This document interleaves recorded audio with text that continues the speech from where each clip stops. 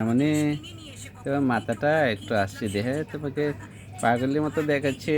আমান, তুমি দাঁড়িয়ে বসে থাকো, আমি একটু চুলটা ঠিক করে দিই।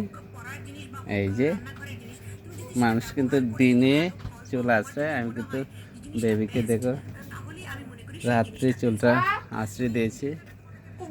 আমি যখন নিয়েছিলাম, বেবিটাকে কুলে নিয়েছিলাম, তখন কিন্তু আমি দেখে চুলটা খুব একটা সুন্দর নাই, তার জন্য কিন্তু আমি বেবিটাকে এই যে সুন্দর হয়ে গেছে।